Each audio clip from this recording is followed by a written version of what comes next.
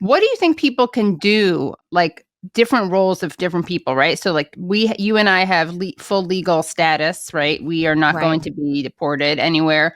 How should people see their different roles at this point? I mean, first of all, I think the people we've seen a lot of ordinary people actually step up to run for offices at the local, state, and federal level. And I think if you're up for that, like it's never been a better and more important moment. And the waters have never been warmer for people who are outsiders, who are just willing to like be themselves and say the truth. And so if you are inclined in that direction, I could not possibly encourage you more. In terms of activism, yeah, I mean, the people that I've seen have been really inspiring have been those in Chicago who are, on the streets patrolling, letting people know where ICE is, the ICE tracker developer who has been, doxxed and threatened and all of that, again, to just try to help facilitate information sharing where people can know what is going on. I mean, I think all of that still requires bravery, but for those of us who have more of a secure status or financial standing, those are the sorts of things that are incredibly important for us to do. Yeah. And speaking of fighting the power and fighting, what are your thoughts on this infighting we're seeing on the right? Oh, yes. It's pretty wild, right? Yeah. It's such tea. I mean, think of who the two sides are, right? On one side, you have Nick Fuentes, a literal neo-Nazi. Literal, right? Who, listen, you have been saying, I have been saying, everybody on the left has been saying about the conflation of the Jewish people with the Israeli state.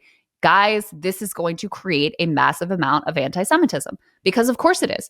Because if you're insisting that you, Katie Halper, as a Jewish person, are complicit in a genocide and, are responsible for it, then yeah, people are going to hate that. And they're going to, so that mode of thinking and propaganda, which comes from our government and from the Israeli government and all of their allies, has done half of the work of the Fuenteses of the world. And so, big surprise that here he comes and he's on the rise.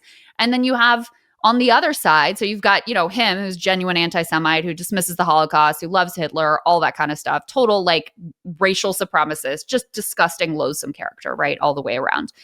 On the other side, you've got like Mark Levin and Randy Fine and Ben Shapiro, who are equally loathsome and disgusting and immoral, just in a different way. Right. Right. They're racialist and racist and ethno-supremacist. 100%. Yes, 100%. I mean, they're on board with all of it right up until you get to the Jews. Right. And then, I didn't know, you can't come from my group. Like, well, you greenlit every step up to this point.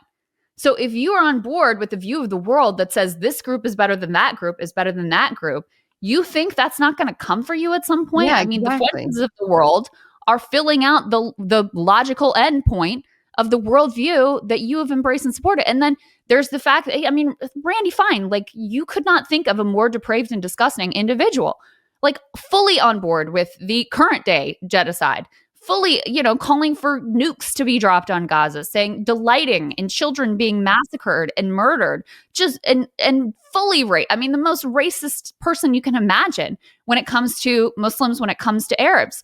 So, yeah, I mean, it's the very fact they have to have a fight in their party about whether or not they're going to let overt neo-Nazis in and like embrace that, I think tells you everything about where they are right now.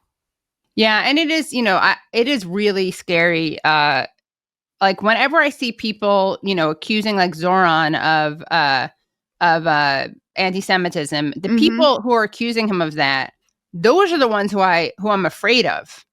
Like not Zoran Mamdani. It's the Jews or non-Jews who are claiming that to be Jewish means to be Zionist. Those are the ones I'm afraid of, in terms of like creating in terms of creating anti-Semitism. And I always feel conflicted about even talking about it because I don't want to center Jewish safety. And that's so frequently used as just a way to silence and vilify people who are either Palestinian or believe that Palestinians are human beings. But, this is the first time I've ever felt any kind of immediate self-interest in this issue. I've always felt like implicated in it and really felt like, if I wasn't Jewish, I'd be speaking out against it no matter what. But as a Jew, I feel an extra responsibility to do that, and also to show the world that not all Jews do that. And it's always been primarily an act of not just the truth and historical accuracy and morality, but also an act of solidarity for Palestinians, because the more Jews are anti-Zionist and the more Jews criticize Israel, the harder it is to portray that as anti-Semitic. But this time I actually do feel like we need to show the world that we don't all support this for our own fucking asses. Yeah, no, I think that's absolutely right. Because look, my view is that Fuentes is the future of the Republican Party. I think it's the present of the Republican Party. Like Stephen Miller is on a different side of the Jewish question, so to speak. But this guy's a Nazi. I mean, that is his ideology. Like he wants, Trump knows that. Trump has said things to that effect. He wants a white blood and soil ethno state, and all of his policy, everything that he's implementing, and he's called the prime minister within the White House. He has immense power. DHS is out there, Nazi posting on a daily basis. This is the reality of that party. And the other group that has suddenly been surprised that oh my God, there's racism in here, I can't believe it, is, the Vivek Ramaswamis of the world, like the JD Vance with his, Indian American wife and his biracial kids are suddenly like, oh, what's going on? Because the Indian hatred is unbelievable as well.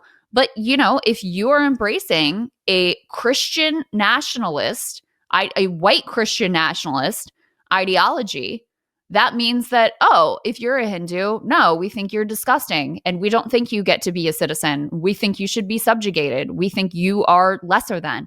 Oh, you're a Muslim? That means automatically we think you're lesser than. Oh, you're a Jewish person? Oh, automatically we think you're lesser than. So none of those groups is going to be carved out. No one is going to get a special pass, because that is the fundamental nature of their worldview as expressed by, Trump, and especially by people like Stephen Miller through their policy preferences.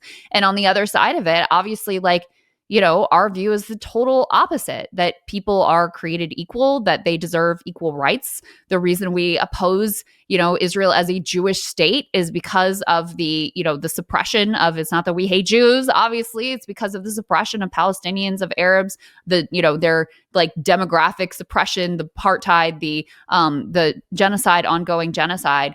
And so it's very easy for us to say, no, all of this is wrong and disgusting.